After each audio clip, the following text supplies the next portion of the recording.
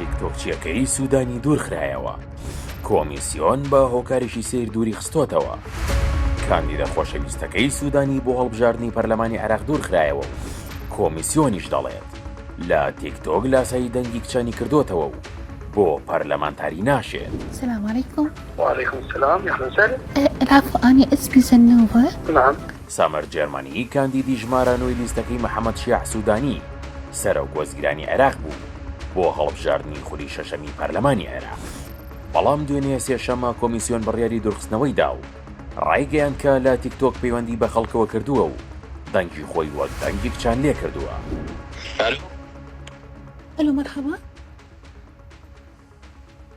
هلا بيك. حسام؟ ها؟ أنت حسام؟ ايه. سامر میفام هادی پێشتر تیکتۆک چی بووە و شەوانە لە تۆڕە کۆمەڵایەتیەکان لایڤی دەکردەوە و سەدان کەس بە دیار لاسایکردنەوەی دەنگی کچان و قسە کۆمیدیەکانیەوە دادەنیشتن. بەڵام پاژەوەی خوێندنی تەواو کرد خۆی وەک چالەبوانێکی تۆڕە کۆمەڵایەتیەکان ناساند و خەڵکی هۆشیار دەکردەوە لە بابەتە ئەلەکترۆنیەکان. بەڵام ئەم کارانەی پێشتری بوونە دوورخستنەوەی لە کاندید بوون و خەونی بوون بە پەرلەمانتاری لە گۆڕنا.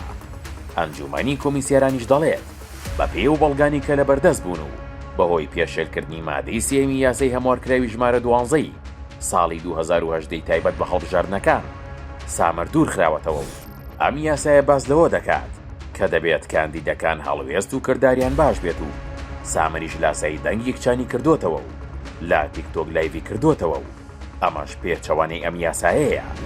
لە بەرامبەردا حسێن ئەلتەمیمی وتەبێژی حیزبەکەی سوودانی ڕایگەیاند کاندیدکردنی سامر پێشێلکردنی یاسا و ڕێساکانی کۆمیسیۆنی باڵای سەر بەخۆی هەڵبژاردنەکان نییە و ئەو ڤیددیوانی کە بڵاو دەکرێتەوە مێژۆکی دەگەڕێتەوە بۆ کاتی خوێندنی زانکۆ و پەیوەندی بە کاندیدبوونی ئێستای نییە.